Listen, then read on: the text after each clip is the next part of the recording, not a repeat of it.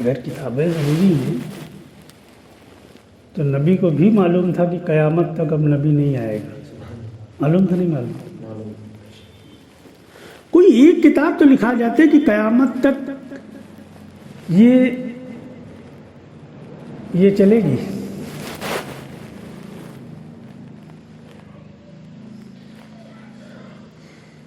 کوئی ایک کتاب کا نام بتاؤ.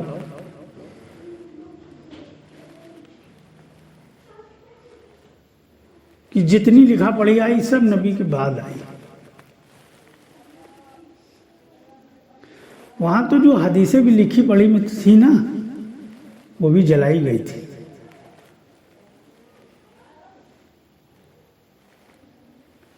یہ لاکھوں حدیثیں بعد میں لکھی گئی.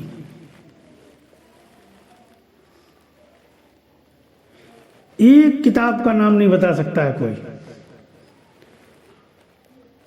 کہ نبی نے اس کو لکھایا ہو اپنی زندگی میں کہ آنے والے لوگ اس کے مطابق زندگی گزاریں گے.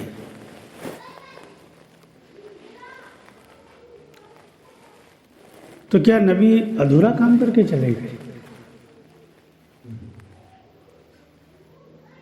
عقل مند سب بعد میں پیدا ہوئے تو نبی ادھورا کام کر کے چلے گئے.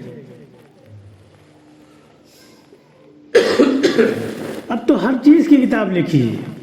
بیوی سے کیسے ملنا اس کی کتابیں لے آؤ، پورا کتب خانہ بھر لو.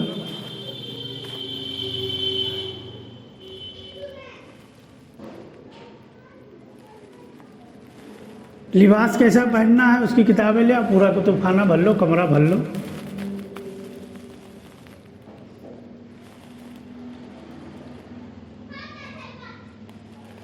استنجا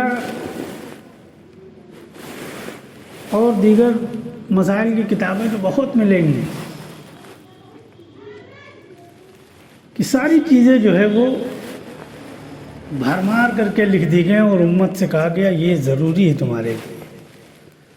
جب ضروری تھی تو نبی نے کیوں نہیں کرایا؟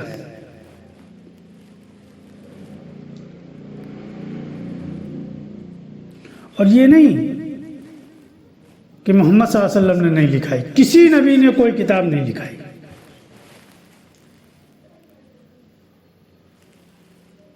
کسی نبی کی کوئی کتاب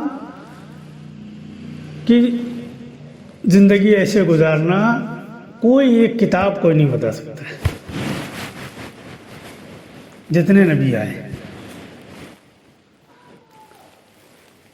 اللہ نے جتنے نبی اور رسول بھیجے ہیں وہ اللہ ہی کو معلوم ہے. 1.25 لاکھ اور 2.5 لاکھ سب ہوا کی باتیں ہیں.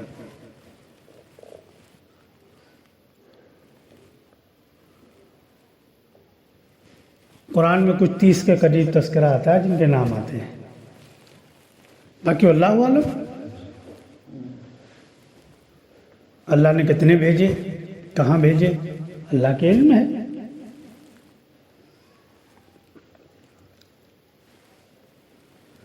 تو کہنے کا مطلب یہ ہے کہ یہ جتنا بتایا جا رہا ہے یہ ضروری نہیں ہے، جو نہیں بتایا جا رہا وہ ضروری ہے.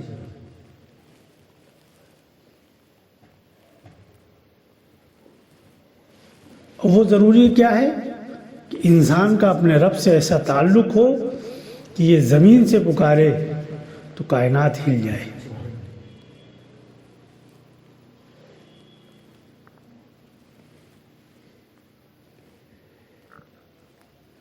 کہ اس نے اپنے رب کو پکارا ہے.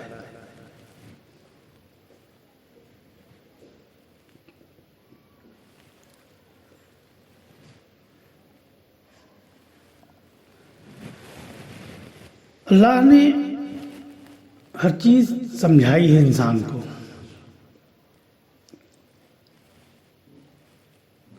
اس کی بنانے میں لے کر، اس کو کھلانے پلانے میں لے کر، اس کی زندگی کی ضرورتیں پوری کر کے ہر چیز سمجھا دی.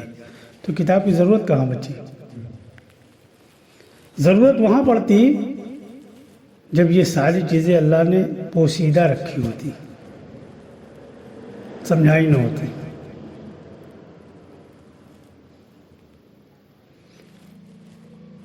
ہوا کسی کو نہیں دکھتی ہے، لیکن اس سے ہماری ضرورت پوری ہو رہی، انکار کر سکتے ہیں آپ؟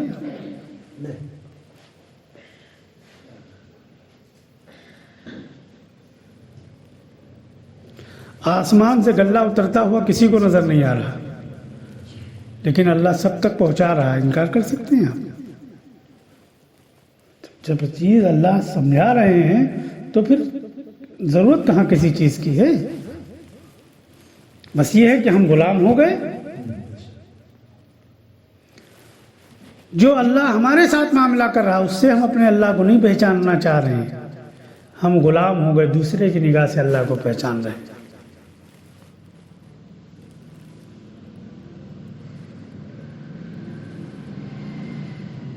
ہم نے تو اپنے کو غلامی میں خود ڈھکیلا، رب نے نہیں ڈھکیلا۔ ہم نے اپنے آپ کو غلامی میں خود ڈھکیلا ہے۔ اس لیے اللہ کے ہاں کسی کا کوئی عذر نہیں قبول کیا جائے گا سوائے ان کے جن کو اللہ ہی نے معذور بنا دیا۔ کہ کس اعتبار سے معذور؟ کہ ان کے اندر سوچنے اور سمجھنے کی طاقت اللہ نے نہ دی۔ اب کسی انسان کو اللہ نے طاقت دی، جیسے ہمارا ابھی سوچ سکتے ہیں، سمجھتے نہیں، ابھی 40 سال کی عمر ہو گئی ہے، اب اللہ ہم سے یہ طاقت چھین لے اور زندگی 20 سال ہماری اور رہے تو یہ 20 سال کی ہم سے کوئی پوچھ گچھ نہیں ہوگی۔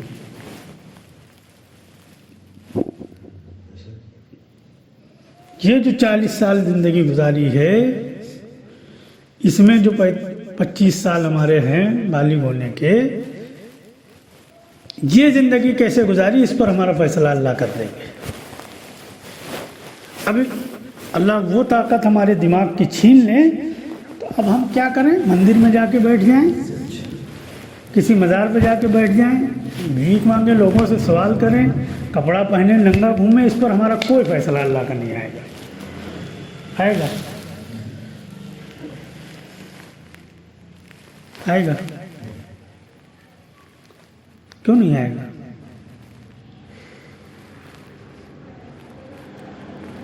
تبھی تو اللہ کی نعمتیں ملیں گی نا، کھانا ملے گا، پانی ملے گا، تمام ضرورتیں تبھی تو پوری ہوں گی۔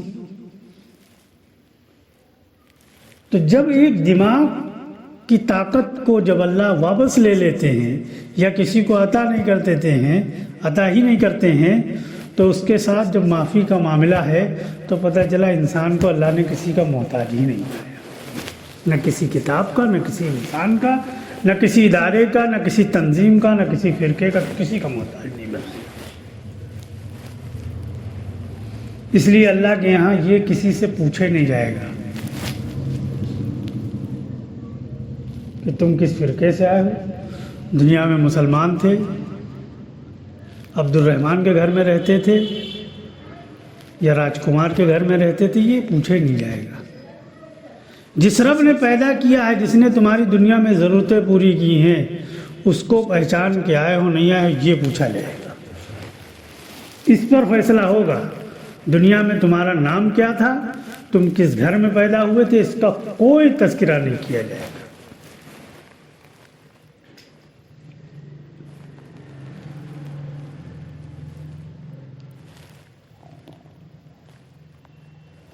لوگوں کو لوگوں پر فضیلت دینے کے لیے بہت کچھ بیان کیا جاتا ہے، ارے ان کے ساتھ تو دسترخوان پہ کھانا کھا لو تو جنت میں کھانا کھا رہے ہو۔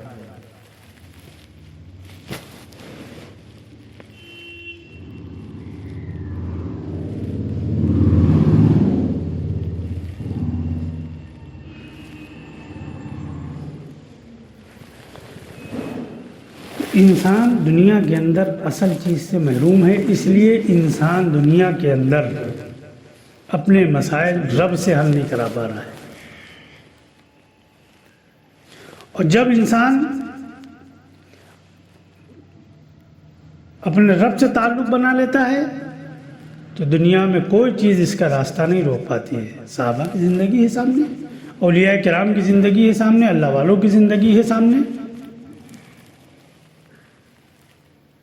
سب کی زندگیاں ہیں سامنے۔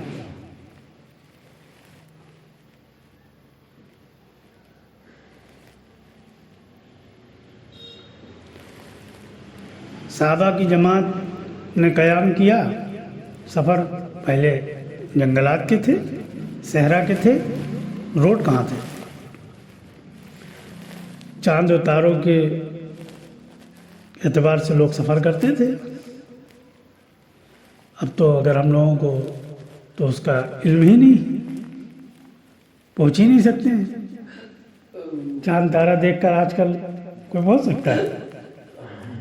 جنگل میں چھوڑ دیا جائے یا کسی ریگستان میں چھوڑ دیا جائے، اب تو انسان موبائل کا محتاج ہو گیا ہے۔ وہ لگا لو میپ، کہیں جانا ہو کیا لگا میپ۔ اب وہ سب گاڑیاں شہر میں دیکھو چلاتے ہیں بکنگ والے، سب موبائل سامنے لگائے رہتے ہیں لوکیشن پہ پہنچنے کے لیے۔ تو یہ میپ نہیں تھا، وہ میپ تھا جو آسمان میں اللہ نے بچھایا ہے، چاند و تارے کا۔ تو لوگ اس میپ سے سفر کرتے تھے، اپنے رخ کو پہچانتے تھے کہ کیسے ہم صحیح راستے پر جا رہے ہیں یا بھٹک گئے ہیں۔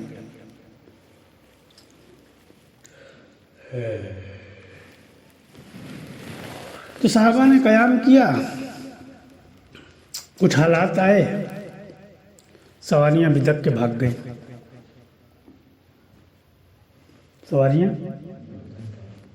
اب وہ اونٹ اور گھوڑے اور کچر جو بھی تھے، انہی پر ساری ضرورت کا سامان رہتا تھا، اسی میں پانی بندھا ہے، اسی میں جو ہے کھانے پینے کا سامان اور لیٹنے میں سب اسی میں ہوتا تھا۔ اب کچھ نہیں بچا، نہ پانی اور جنگل میں ہے، بہت تلاش کیا نہیں ملا۔ تو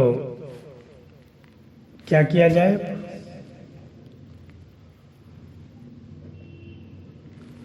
امیر جماعت نے 2 رکعت نماز کا عمل کرایا صحابہ کو، اور 2 رکعت کی نماز پر وہ کھوئے ہوئے جانور جو بدک کے چلے گئے تھے وہ واپس آ گئے۔ پورے عالم اسلام نے دعا نہیں کی کہ ان کے جانور واپس آ جائیں۔ کس نے دعا کی؟ جن کے اوپر حالات تھے، جانور واپس آ گئے۔ اور کون تھے جانور؟